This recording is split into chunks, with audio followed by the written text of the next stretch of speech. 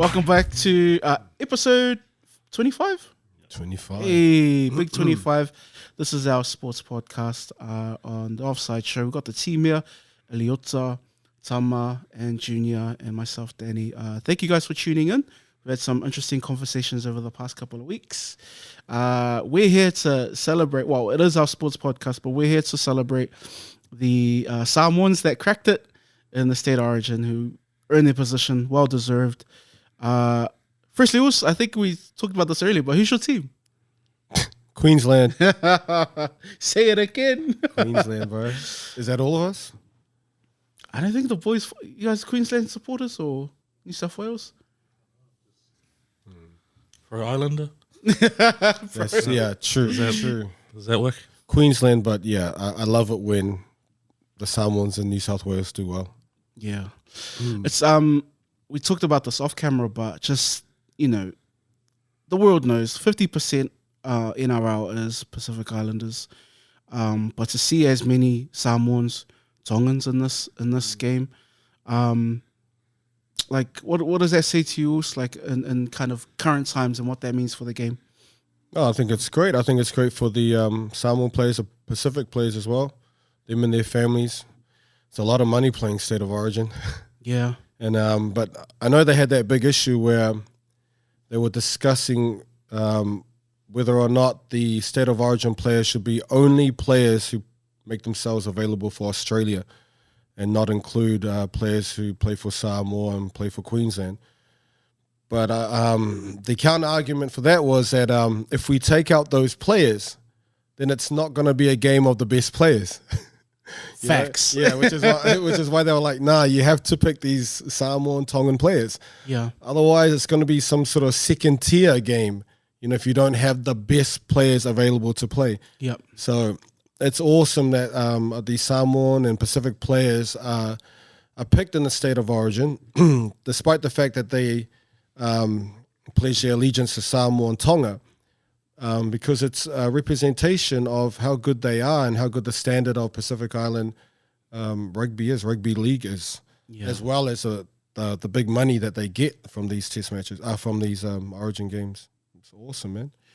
Rugby league stalwart Phil Gould, who's coached New South Wales, he's coached many teams, successful teams, Penrith as well in the past. He said this has to happen. He said you got to open the gates for the Islanders. Yeah. He said it this many times. He's like the game's not going to thrive without Pacific people. So yeah, and the onus should be on the coach to consider, okay, not too many, you know what I mean? So you the coach should or the selectors should weigh up the need to build up local Australian rugby players and get their experience, as well as the best players available, whether they be Tongan or Samoa. So it's up to them and the selectors to find that balance. But it's good that you see a lot of Samoan and Tongan players playing in the State of Origin. Well, the game's being diversified. I told you the joke that happened off camera between the Melbourne Storm prop Christian Welsh, who was talking to Cameron Smith, and Cameron Smith was telling, you look great this year. And he was like, I have to because the Pollies are taking our jobs. And he laughed, but it's a fact. He knows it's a fact. And that's it. I wanted to kind of just go over each Samoan player that's representing their respective state. I think we'll start with the enemy state, but this team is packed full of a few Panthers players, and has been for the past couple of years. But what's your thoughts on the New South Wales Samoans? And we'll probably start off with the forward pack because they got Spencer Leniu, who's done a great job of redeeming himself. Apologized, moved on, has played great and played himself well into this position. And he is like your enforcer, and the New South Wales need that. He was awesome, bro. I mean, he was awesome before the drama, and he's come back awesome. Yep. He's a great player, and it's good to see him get over it. Everyone get over. We all make mistakes and shit. We've got to learn and be better. And he's an amazing player. Good on him. Is this his first Origin? This is his first Origin, yep. Yeah.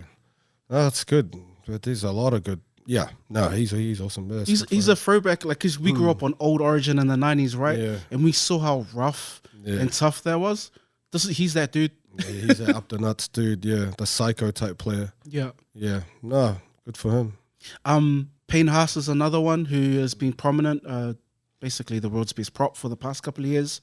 Still exceptionally young as well. I think he's in his mid-20s. And he's got a little brother that's just signed a deal, I think, with the Titans. Or he's been in the Titan system. So Is he as tall? they're about the same size, yeah. Sheesh.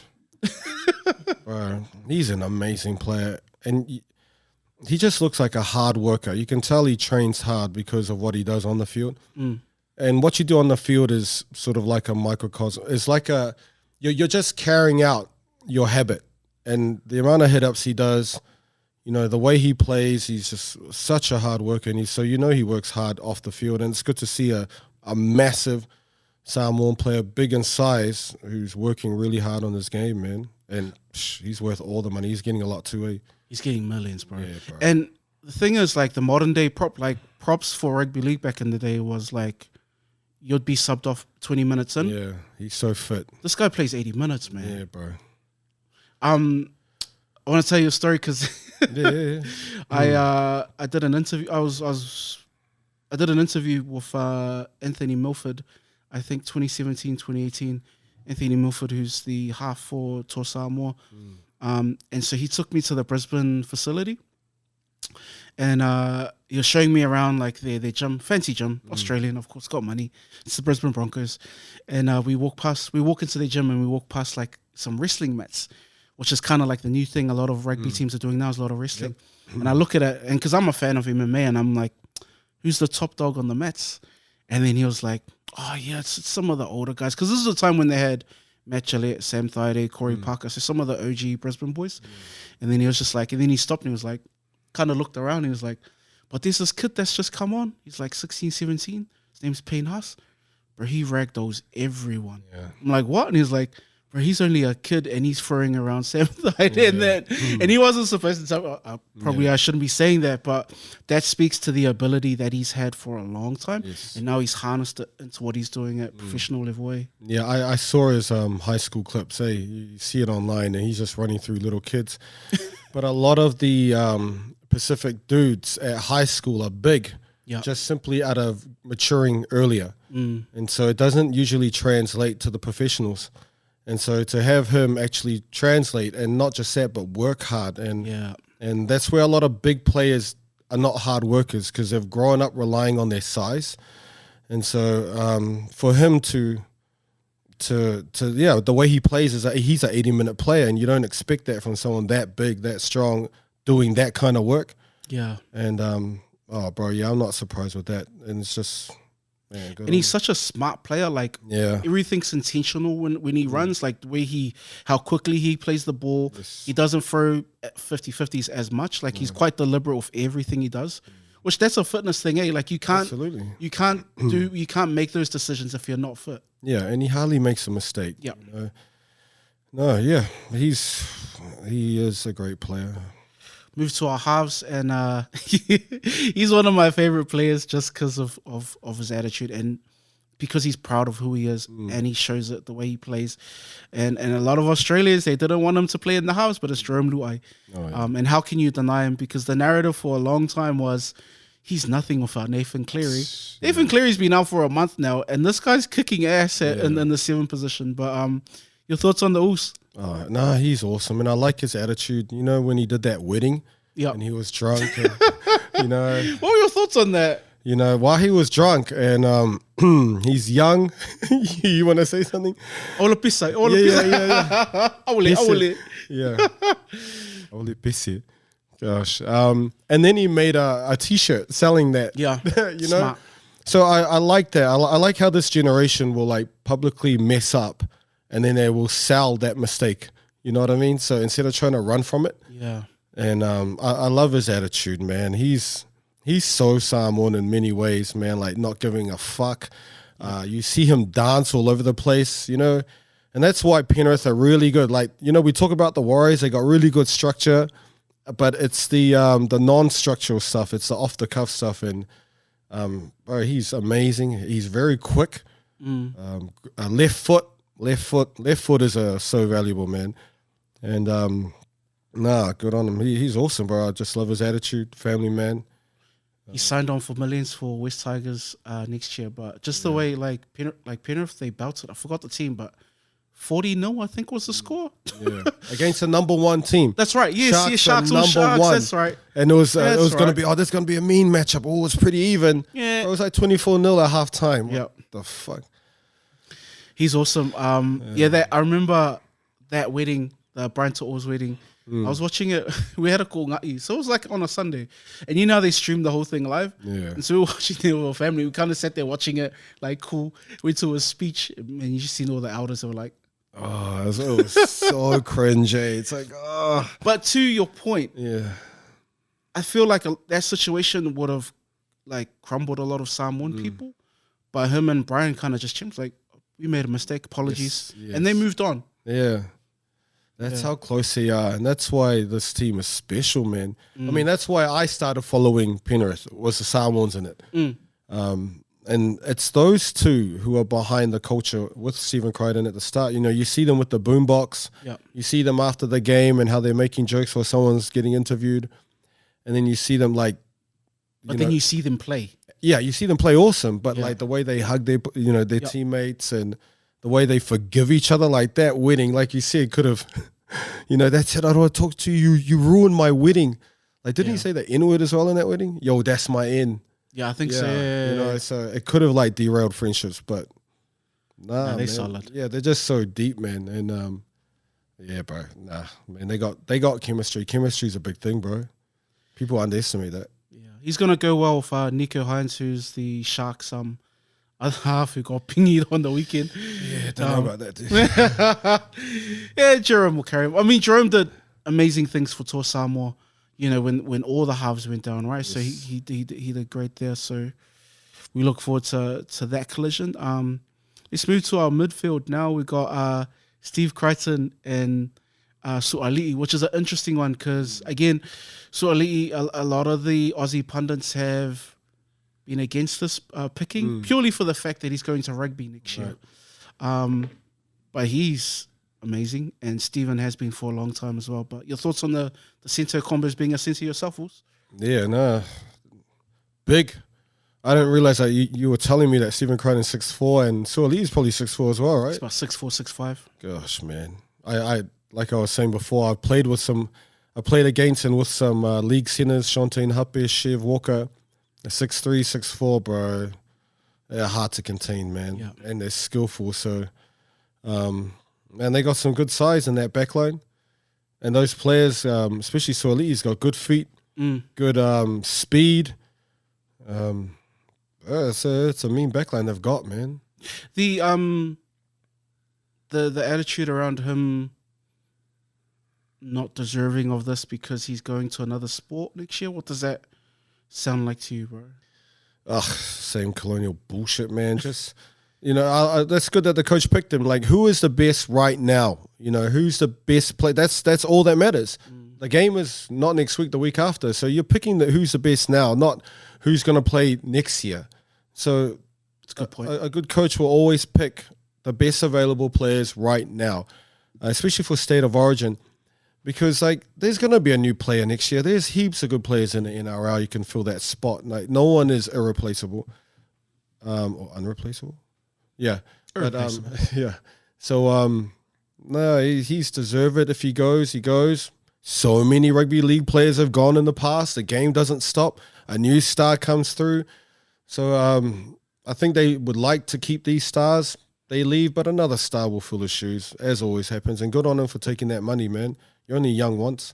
And we've seen a lot of league players come back. So Sonny Bill came back. Yeah. So And won a championship too. Yo, Benji came back. Tuvasa Shek came back, went to rugby, didn't work, come back, still get a mil. So league's always there, but you're never gonna know. Especially what was his offer? 7 mil or something? It was massive, eh? Yeah. Yeah, man. Take that coin and they're building him towards the next Rugby World Cup the one that's in Australia. So it's not the upcoming one. Is it the upcoming one? When is the next Rugby World Cup? I don't know. Let me the same 8 teams in the quarterfinals. Fuck. When are the next 3? It's a fucking. It's Japan. Wait, it's Australia. Yeah, 2027. Right. What do the Wallabies want him as? A fullback? I'm unsure at this point. I don't know what Australia. They've been interesting talking about rugby league converts. Have you seen the mass amount of disrespect on Vunivalu, who's crossed over? So man, he like played horrible. and he hasn't been playing the greatest, but Yeah. like he was like the guy for them to translate, and he hasn't done well. Yeah. And so there could be a bit of backlash because of that. Because what happens if Joseph doesn't translate well? But I mean, you'll find out. Yeah, I don't think you need to worry. Just Yeah. go over, get your coin, play good or play bad, and then you can always come back to league. And Yeah, so, I mean, be brave. Take that step. Don't be afraid of failing, because you're not going to know what the fuck to do with the rucks. yeah, Because that is what every league player cannot do, is the rucks. They struggle with that. Takes some time to learn. So I hope he just gives himself a chance to fail and a chance to learn. But go over and just always know that, your rugby might be ugly, but your bank account's going to be fucking beautiful, man. So just go and get that coin. You pointed out good coaching. You pointed out good coaching as in like selecting the right players.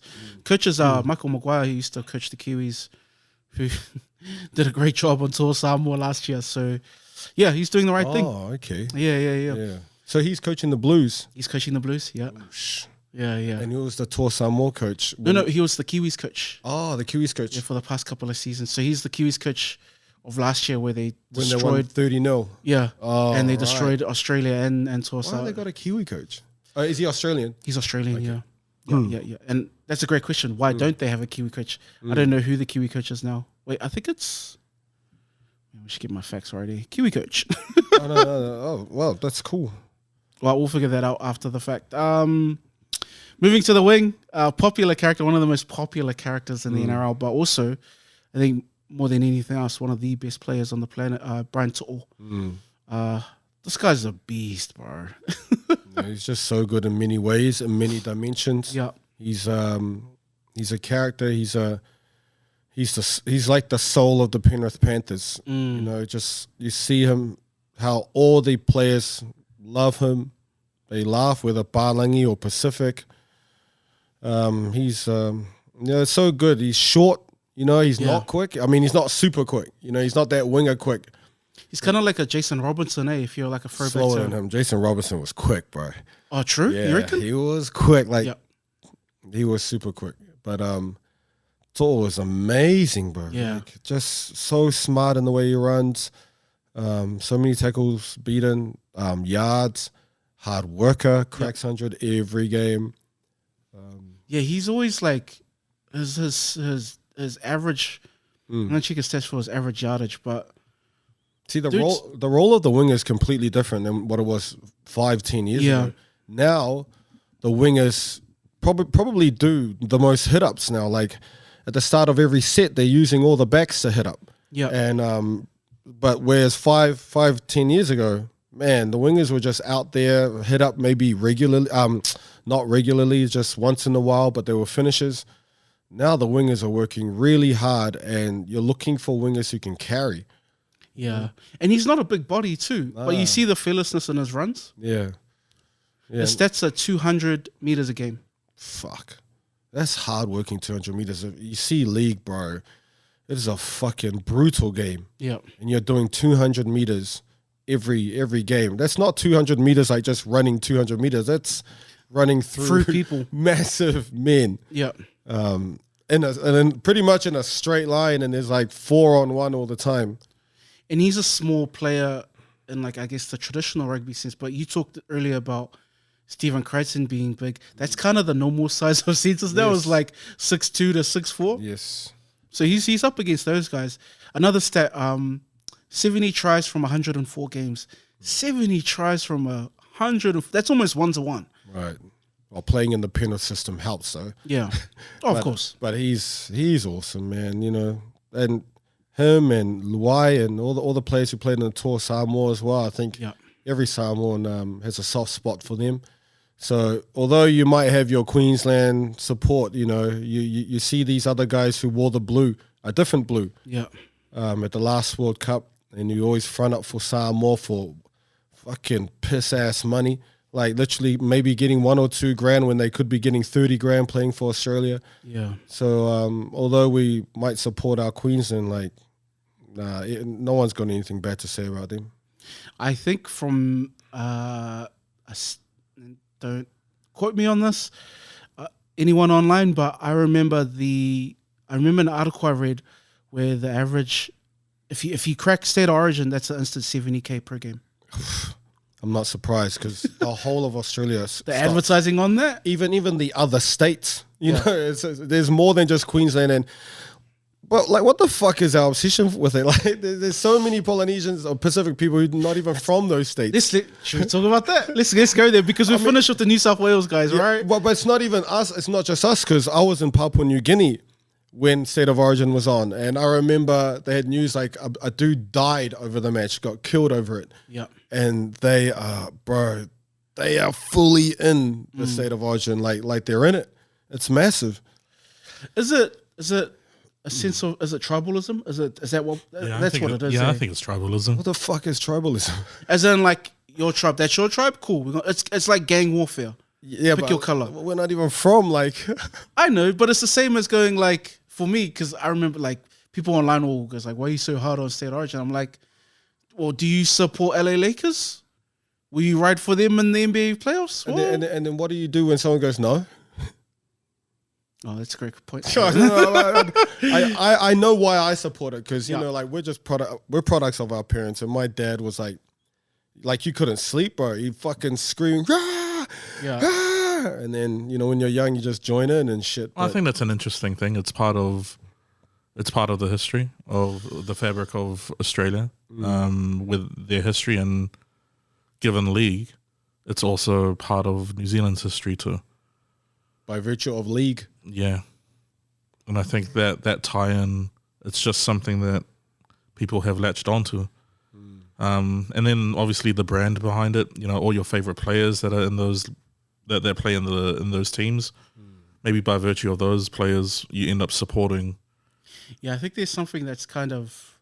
And plus all your families as well, you know, I'm sure we've all got family in Australia that live in either state. And no, but see, even early in the 90s, it was massive. Like, similar to you, my dad was the New South Wales guy.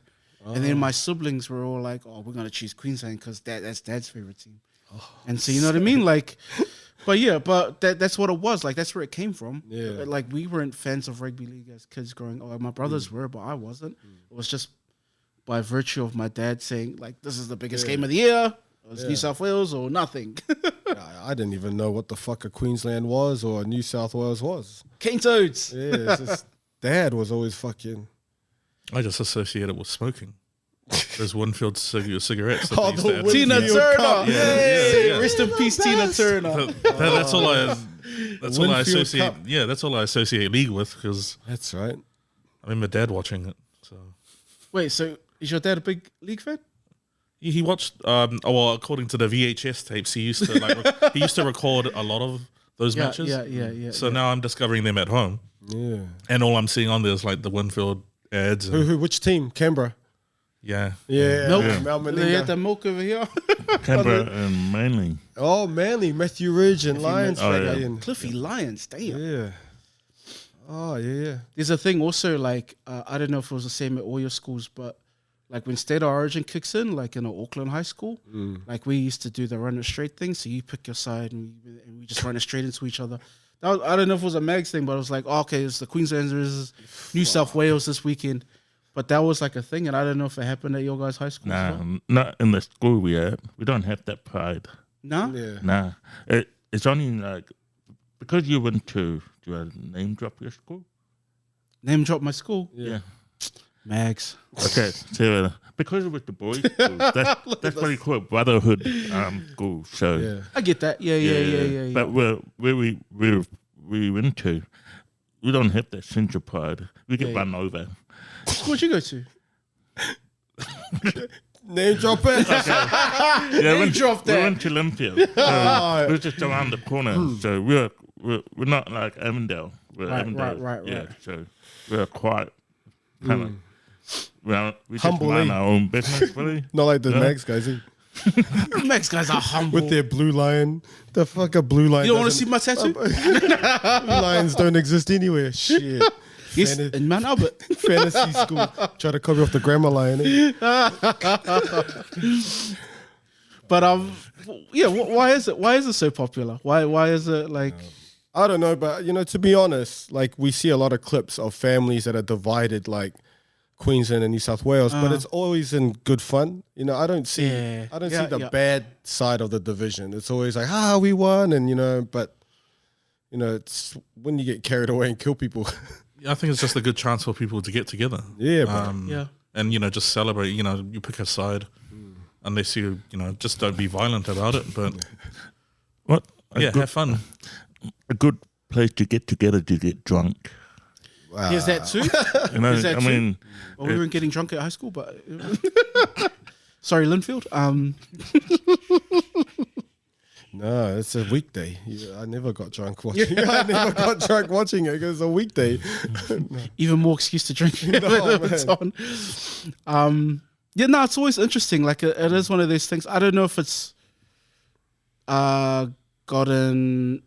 If it's more of a thing now, but man, in my teenage years and early 20s, State of Origin was the thing. But I think it's kind of even cooler now because there's like more Islanders in it, which is before it was just like the Aussie players for the most part, and then your Aboriginal players. Yeah, and the intensity, like for some reason, dudes just got a lot more psycho. And the State of Origin is one of the most important games for the NRL. Let's say, marketing their sport. So, I don't know why we all latch on. Everyone's got their own different reasons, I guess. But it doesn't mean we're like psychopathic about it. It's just like something entertaining, and then work tomorrow, and then work the next day. I liked what you said about just kind of the level of intensity that Origin presents, because I guess for Australians, it's kind of like, it is that tribalism thing.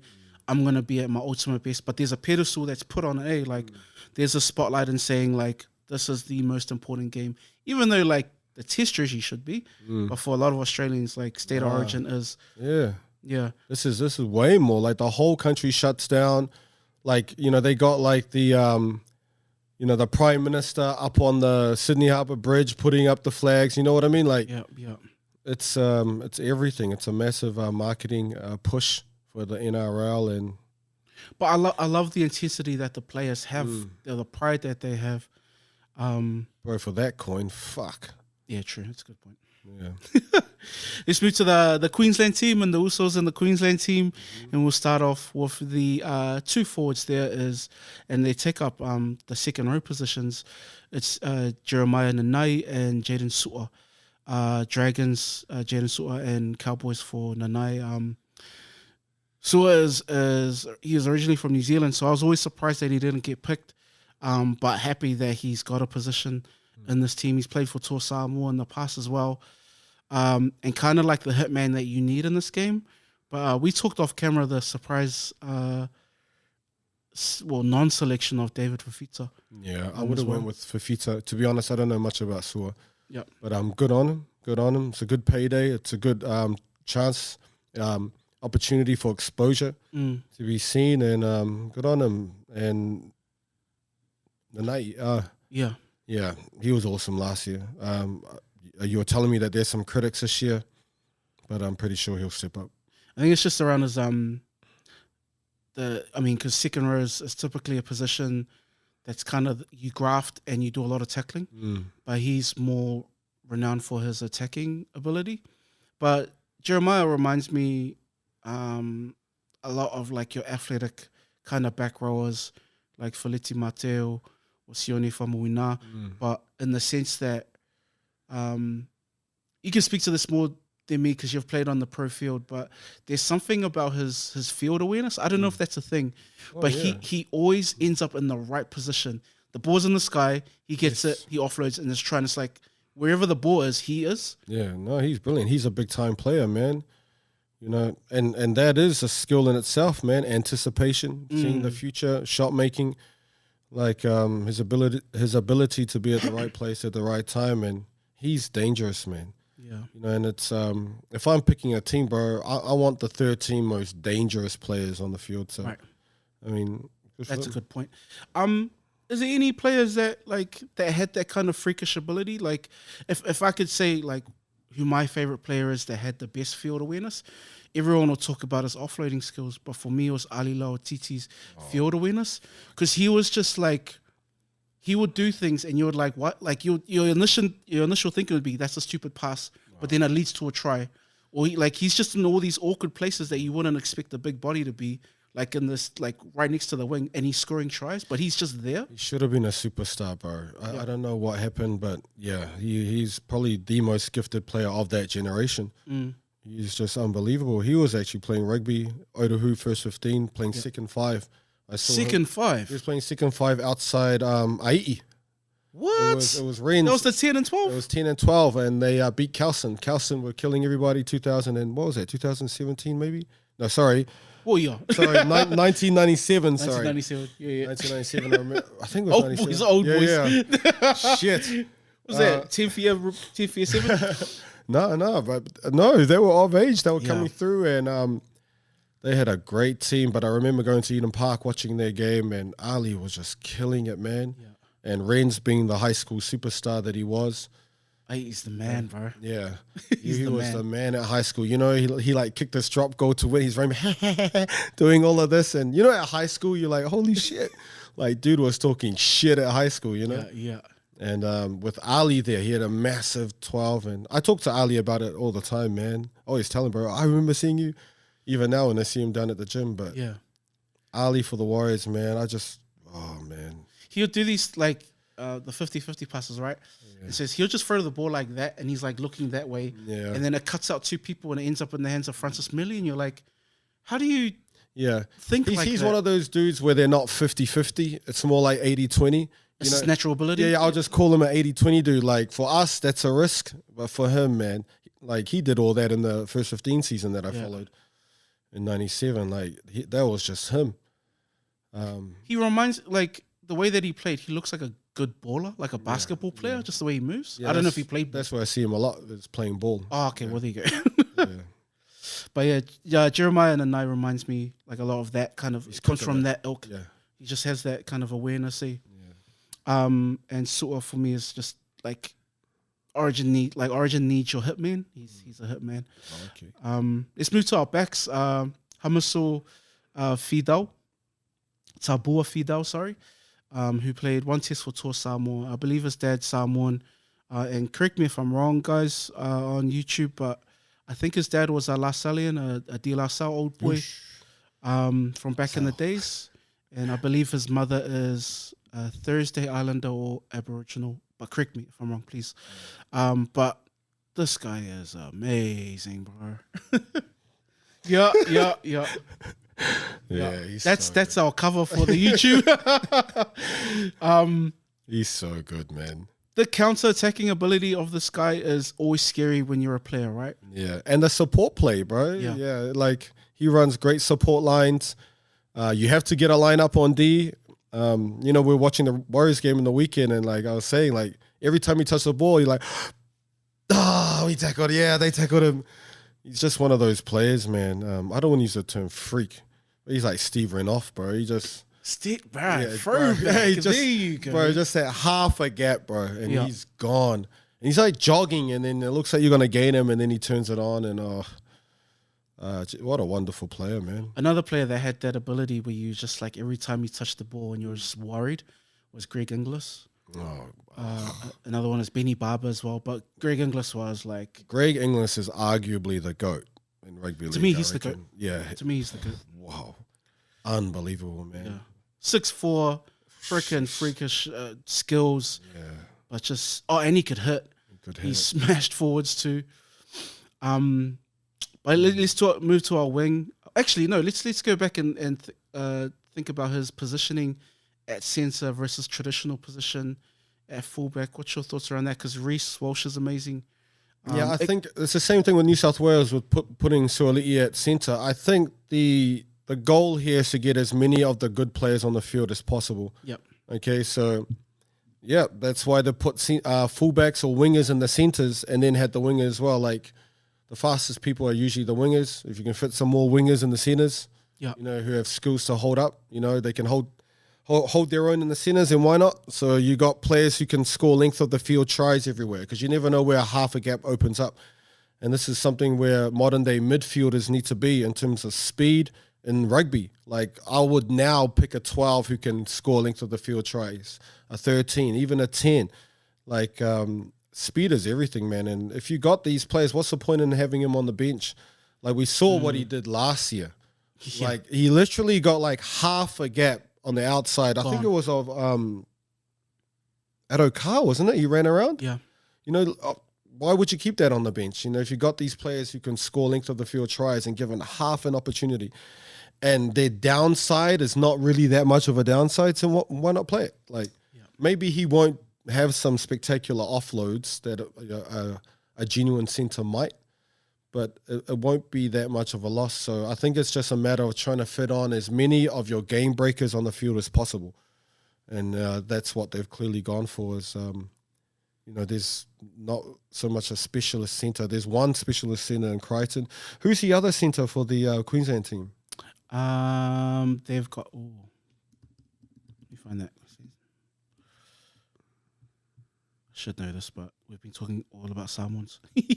Is it Holmes? It is Valentine Holmes, Cook Island boy. Who was a winger, right?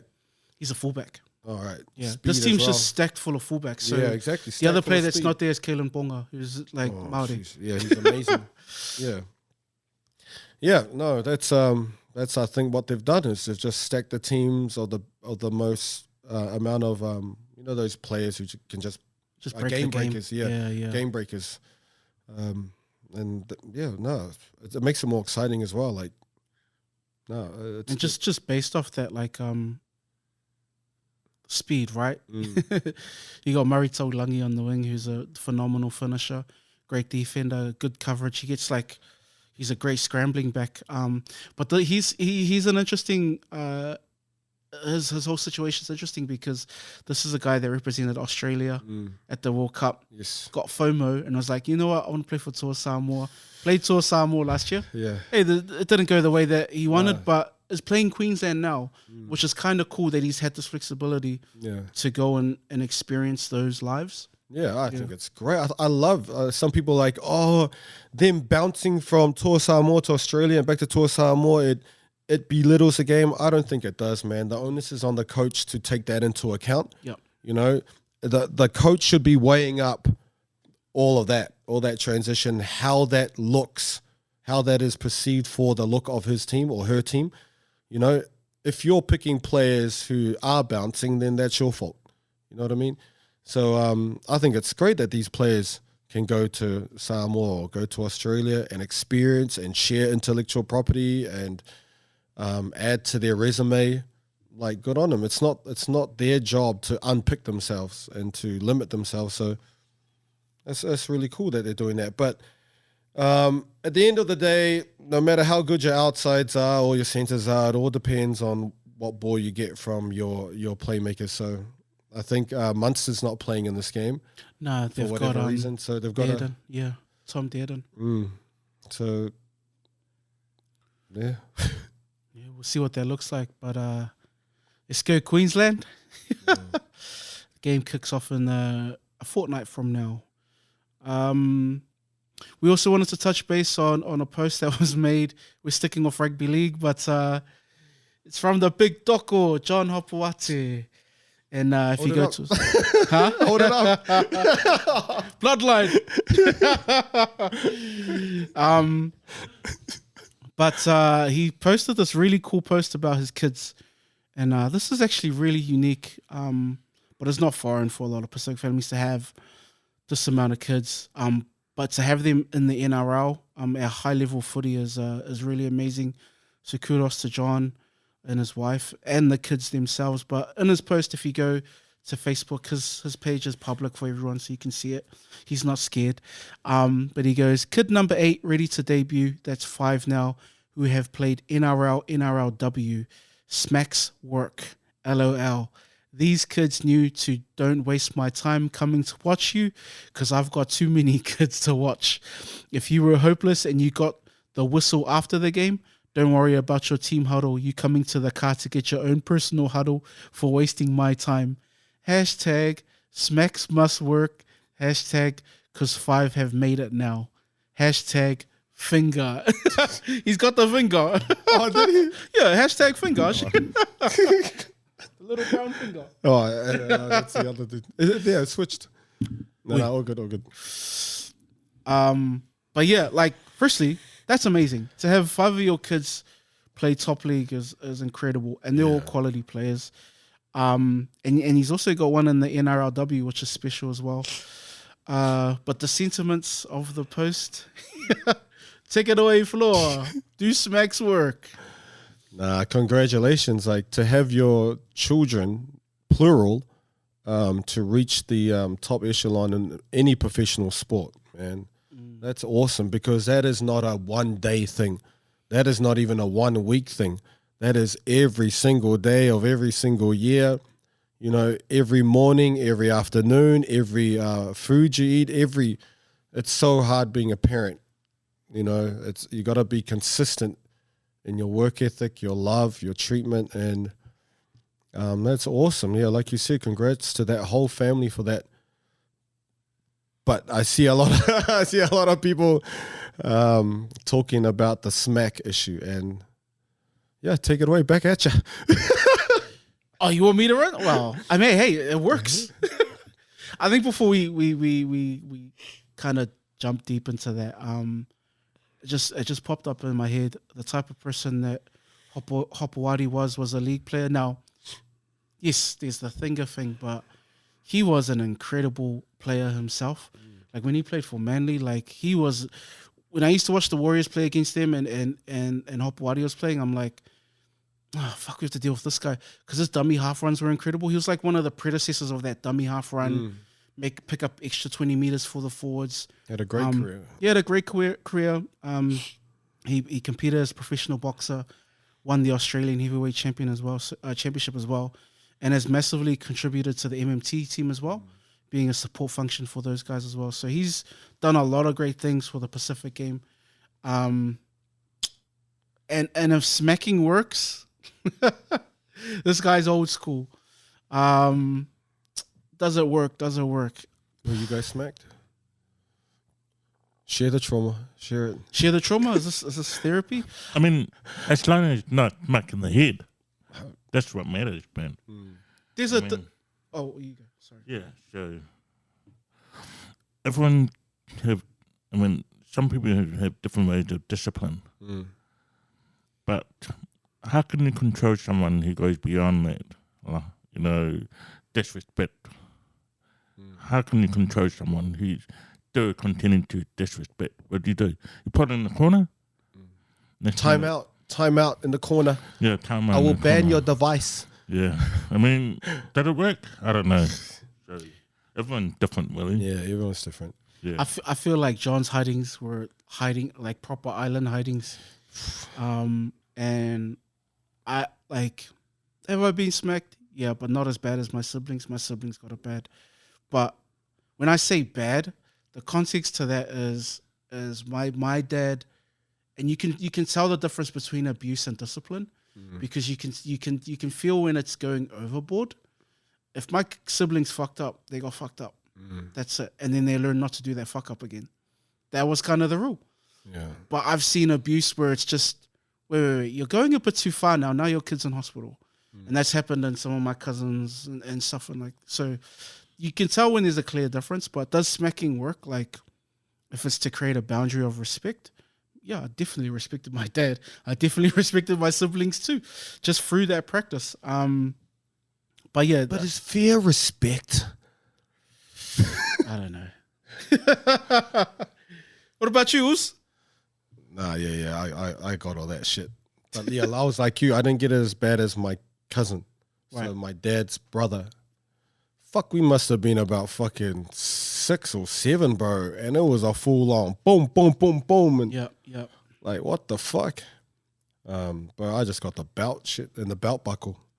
Yeah. But to be honest, bro, it's not I just feel like it's not my business. Every family, like, they're going through their own shit, man. Everyone's different. I just want to warn everybody that in New Zealand, there's a anti-smacking bill. And guys, this is real, bro. I see it in the courts, man. They're actually people who are getting arrested and shit for it, like for just smack, like not abuse, for smack, for smacking your child in public. And it's not abuse. Like parents have been criminalized now. And there was one that was on the news on, what's that documentary that's on Sunday? Oh, Sunday? I think it's called Sunday. Yep. And it was a Palangi woman, and her husband was a sergeant. And it was about the criminalization of parents because she tapped the leg of her baby out of frustration, and she got investigated and she got arrested. And so just be aware that there are other people in public, and it's and they do tell. There's a lot of our Pacific people who are getting done for it. Okay, so just be aware. Close the curtains or whatever. No. But just be aware that, and it's really sad. I don't like the anti-smacking bill at all, and I'm not supporting abusive treatment. All right, I don't like the fact that Helen Clark, who has no kids, passed that. And once you have children, you understand, bro. It's really hard, and if anything, parents need help not to be criminalized. They shouldn't be criminalized. If you need help, there should be more resources allocated to parents, whether or not they need psychologists or whatever. It should have been more emphasis in helping parents rather than criminalizing parents. And you see a lot of parents, especially now, the inflation, the prices, it's hard out there at the moment. Yeah. And, sometimes, a lot, that gets passed on to the kids in many ways. So just be a bit more gentle to each other and your family. But, man, I'm not going to say it doesn't work, or I'm not going to say don't do that. I feel like I needed it at the time when I was young, and it worked for me. It disciplined me. It got me back into focusing and being about keeping the main thing. So, but every parent's different. You know your kid better than I do. So, I'm going to say for my family in particular, it worked. My siblings are great people. My dad was hard on them. He was hard on education. But then again, it's that kind of measurement of between discipline and abuse. And I think to your point, you talked about like kids overdoing it, right? And where do you go? I like what you said about like and I think the onus is on a lot of parents to do a lot more grounding, because sometimes kids have disabilities. Sometimes they have things that you don't know, you can't see. So rather than probably smacking them, like go and sit down with a family physician or, Well, I actually felt that anti-smacking should have been called anti-bullying. You know what I mean? Because even bullying is the same thing. Yeah. So you got psychological bullying and physical bullying. So that's why I kind of disagree with the anti-smacking, because even though it's just anti-smacking, okay, when someone tap, just like what you're saying, someone tap, okay, someone show you. Yeah. And that's what's happening. Yeah. But when it comes to bullying, you get away with it. Yeah. Why is it not being reinforced? And that's why they pick and choose. Anti-smacking, it's easy. Yeah. Because a lot of us do it. Yes. It's not for them. It's for us. Yeah. They want to push it for. The who introduced the what do you call it? The child family, stuff. Labour. Labour, eh? They're the one that introduced it to reinforce social family.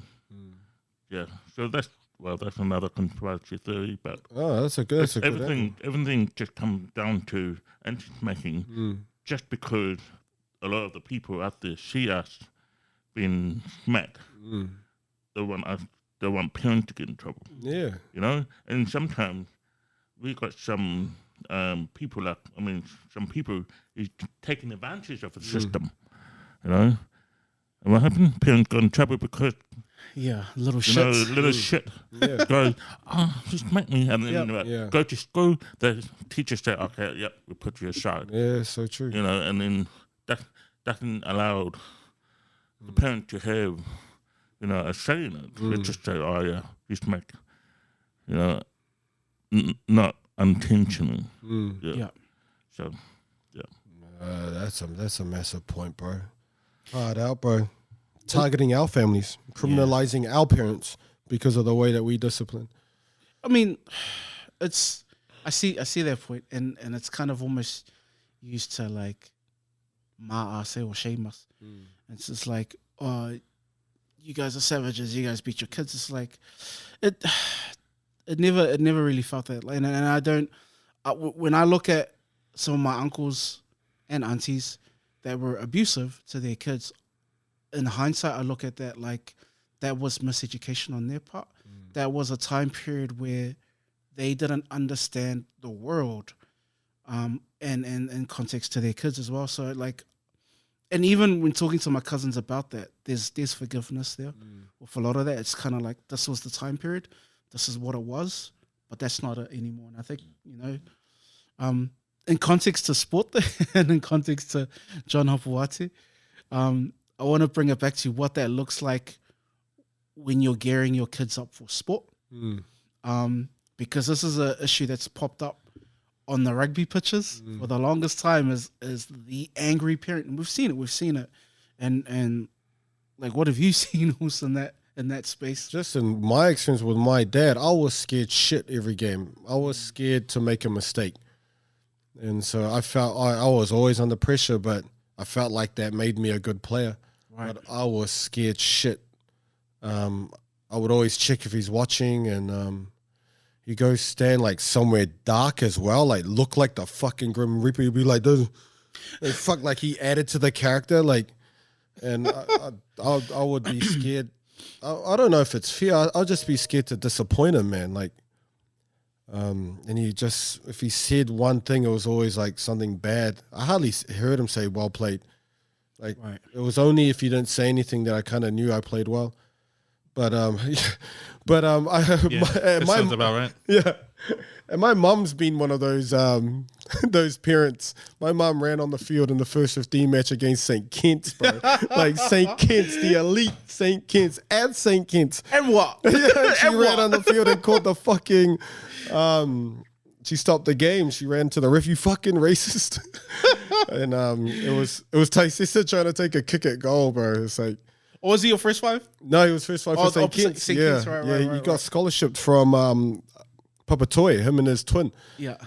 Tai and Taisisa, because that's all St. Kitts do, bro. They just go around South Auckland picking up players. Yeah, scholarship. Yeah, scholarship players. They did at JC, John Afua, Joe Kokoko, Jerome Kaino. Shit.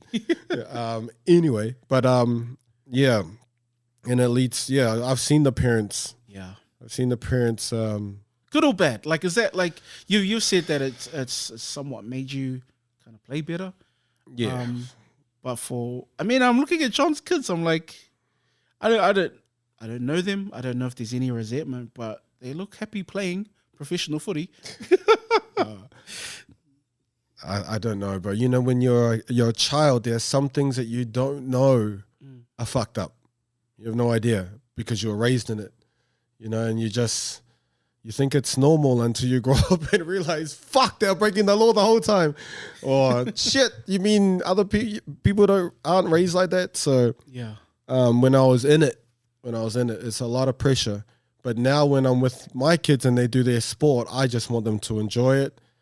I tell them mistakes are great. Make some more. Like, yeah, you're supposed to make mistakes. I'm like that, man. Reverse psychology. No, but like, how are you gonna know if you're gonna make that pass? Throw it. I'm into mistakes. I want them to fail, and I push them. Like, but I would never push them the way my dad pushed me, man. Yeah. Like, but at the same time, I'm thankful. Like, I went to the pros. How can I say it's wrong? Yeah. I lived in England. I went to Japan. I fucking Paris, Rome. I did all that shit. My family never thought they would ever get a chance to go there, so I was able to bring my family over to see the world. I went to Egypt with my sister, how the fuck? All because of that fear or whatever. Like, I was so scared of making a mistake. That's interesting because how do you say it's wrong? No, how do you maintain that? Because you're now teaching your kids a different type of energy, right? Like, so how do you maintain that and get that, I don't know, same result? Because when you look at some of the great pro athletes, right? A lot of them had hard lives. Yes. getting to where they, like, all of them and that was from their parents, right? For the most part. But how do you maintain, I guess, old practices or old teach? But there have been some, actually there's still been many professionals who haven't needed trauma. You know, I think you can teach your child to be self-critical, to be hardworking, to be intelligent and evasive, and I think you can do all that without the fear. But that's a theory. You know, that's a theory. I'm in it right now with my kids. They hate sport. my nephews and nieces, but man, I have nothing but gratitude for the tough way I was treated. I'm very thankful for it. It now flows on to all of this, you know, like I go home and I'll read more. I'm self-critical. No, I need to know more. I'm just non-stop trying to be better, and good or bad, you know, there's so many theories about, like, everything can be bad now. You know what I mean? Oh, that's obsessive. That's OCD. It's obsessive compulsive disorder, is it? You know, you read too much and all of that shit. Everything can be twisted bad. Is it simply not just a response to environment? Like, as in, you know, you change your method based on what the environment or what you're seeing. Because I imagine the culture around, you know, rugby or just life in general in the 90s, like, for example, the lack of social media, the lack of surveillance, you know, you were kind of left on your own as a parent. Like, you had a bit more autonomy or different autonomy. Whereas for now, you've got all these regulations that you got to play into. So I'm guessing maybe, you know, I mean, I don't have any children, but looking from the outside in regards to your approach, I almost feel like it's a response to the environment that you're seeing your children being raised in. It's a very different environment. That's a great point, man. That's a great point. Back then, you know, houses had front yards, backyards, fruit trees. You know, everyone was outdoor. Everyone had bare feet. Yeah, now the backyard's in Minecraft now, right? Yeah, everyone's now. If you go with your child, like, I see it, like a parent and their child. Come on, let's go play basketball. Parent goes outside, child goes to the PS4. NBA Live 2K. NBA Live 2K. It's like, what the fuck? And then when it's a completely different now, man. And so maybe the discipline is required. You know, it has to be different too. But I like your approach of because you've talked about this a lot, about, like, making those mistakes, especially when you're a kid. Like, make those mistakes, learn. But I like your approach in that stance, because you're right. Like, how else are you going to get better if you haven't done it? Yeah, you've never done that before. There's also a limit, though. I'll be like, you made the same fucking mistake 4 games in a row. Shit, you gotta fucking learn. So it'll be like that as well. Is that when the no, but I'll be the hand. the finger. So I mean, it's a trial and error when you're a parent, man. There's so many things you start using, like bribery, you know, like, hey, you better, or you won't get a popsicle. You know what I mean? The device goes down at 3 o'clock. Yeah. And kids, like, got so many more influences now, man. Like you said, man, like technology, devices, food. I remember, like I said before, going to a dairy and there was hardly any junk food. Junk food was a small section, and the dairy was all fruit and veg. And kids were having, like, organic foods every night. It was a home cooked meal. You're getting your nutrients. Now, like, it's chemicals, red dye, all sorts of shit going into affecting the brains. And you made a good point. Like, I saw this on one of those, the Samoan influencer, I forgot. But sometimes parents don't really know their kid, like autism. There's autism, ADHD, and then you're trying to get this child to think, like, normally or whatever, and not considering that they have a mental issue, you know, and there's all that as well. Like, it's different times. Well, shout out to John Hopoate. Smacking's worked for him in his post, and congrats to his 5 kids, his family, the whole family, and John himself, who's done wonderful things for Mate Matonga. And don't be afraid to reach out if you need help. Like, I know that might seem like shallow words, but you never know where you can get help from. You know, friends, family. There's actually helplines in that for parenting. Yep. You know, so It's a big issue. It's a serious issue, but good on him, yeah, bro. Good on him. Good on that family, man. That's awesome. That's us for episode 25. Mano. Zeki.